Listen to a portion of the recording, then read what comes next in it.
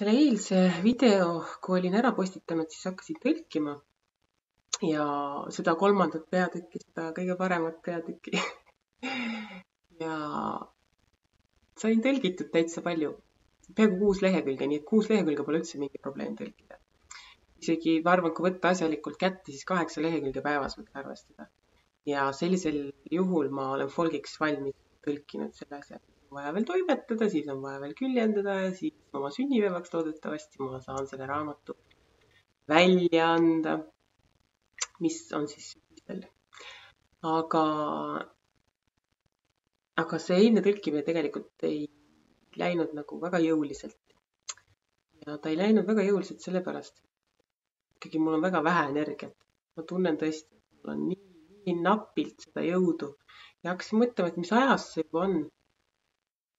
Noh, 2 kuud vähemalt juba ma tunnen, et mul on nii vähe jõudu, et see on kurb lihtsalt.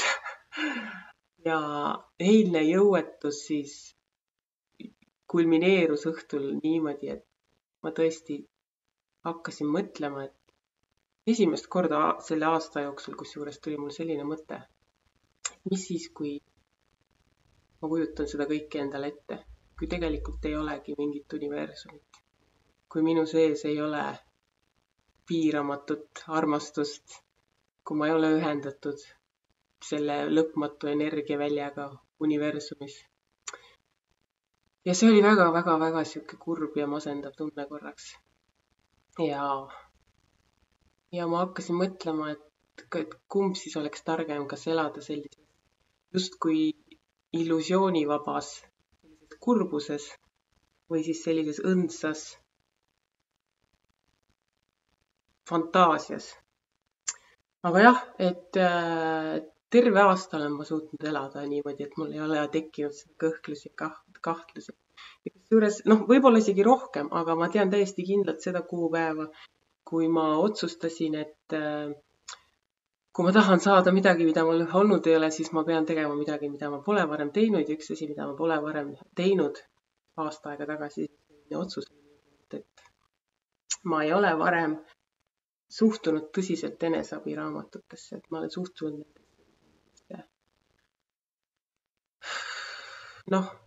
ullikestele mingi udujutt.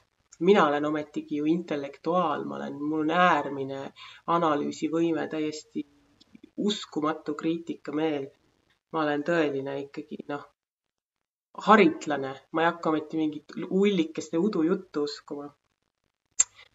Aga vaat siis saabus minu jaoks see hetk, kus ma mõtlesin, et seda ma olen juba proovinud olla selline haritlane, intellektuaal ja see ei ole mind õnnelikuks teinud, nii et nüüd võiks proovida äkki sellist ullikeste udujuttu, et äkki see aitab kuidagi.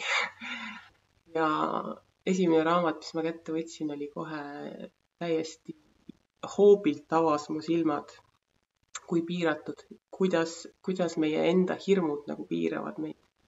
Ja sellest hetkest alates ma olin juba tegelikult lapsepõlvest saadik selline kergelt siuke parahuviline, et mäletan 90ndate alguses, võib-olla juba 80ndate lõpus oli ajakiri nagu Paradoks B, kus räägiti ufodest ja vaimudest ja joogadest, kusjuures ka joogidest, siis tähendab, oleks täpne öelda, kes võisid nädalate kaupa ilma söömata mediteerida puu all ja see oli nii vaimustav minu jaoks.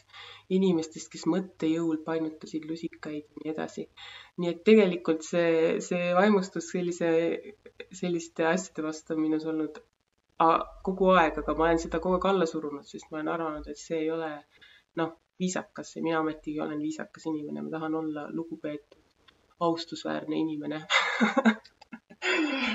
Aga siis nüüd ma võtsin selle teadliku otsuse vastu, et kui mul on valida, kas olla lugupeetud, austusväärne inimene või kui olla õnnelik, siis ma valin selle teise variandi. Ja ei saa võib-olla öelda, et kõik päevad alates sellest ajast oleksid olnud mingisugune paradiisi ahed, on ju.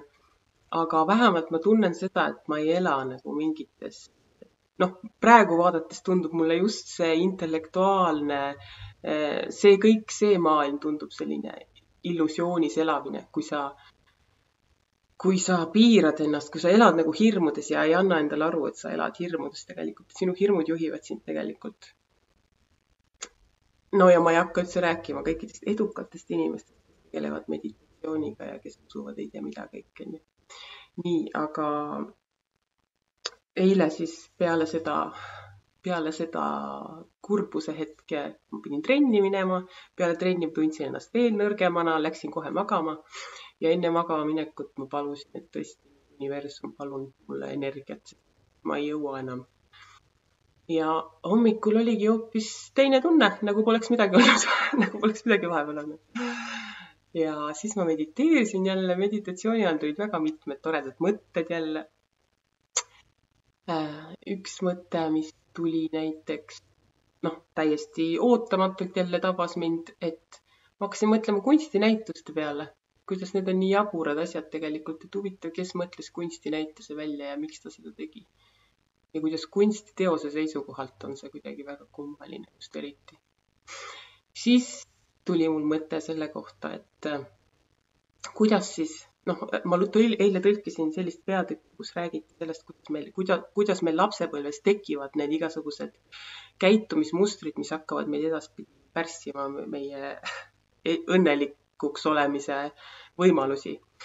Ja siis ma hakkasin mõtlema, et kuidas siis peaks neid lapsi kasvatama, et neis ei tekiks sellist vajadust otsida kogu aeg väljaspoolt mingit kinnitust selle kohta, et nad on väärtuslikud ja et nad väärivad armastust. Ja ma mõtlesin, et äkki see peaks olema siis nii, et see suhe lapsevanema ja lapse suhe ei tohiks olla selline ühepoolne, et need partnerid peaksid ikkagi nagu võrdsed olema. Ja see lapsevanem võiks näidata sellele lapsele, et temas on see väärtus olemas juba iseenesest, on ju, et ei pea midagi selleks tegema, et olla väärtuslik. Praktilised näited näiteks, suutsin välja mõelda mõned sellised, et näiteks lapsevanem võiks mõnikord lapse juurde minna ja öelda, et mul on igav, lõbusta mind. Lapsevanem võiks minna lapse juurde ja öelda, et ma ei suuda otsustada, et mis sa arvad, mis ma peaks tegema, anna mulle nõu. Lapsevanem võiks minna lapse juurde ja öelda, et ma tunnen ennast täna kuidagi kurvana, et kallista mind.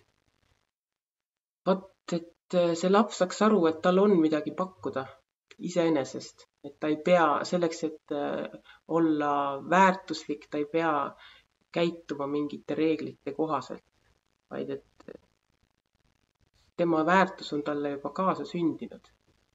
Ja ega mul rohkem ei tulegi praegu meelde, et seda võib juhtuda küll, et mediteerimise ajal tuleb mingi geniaalne idee, kuna sa seda kohe üles kirjutada ei saa, siis ta läheb lihtsalt meelest ära. Aga äkki pärast tuleb meelde, näiteks kui ma õhtul kõndima lähen. Ja täna ma lähen üle mitme päeva või nädala isegi tööle, nii et äkki mul õnnestub rahva hulgast natukene energiat saada.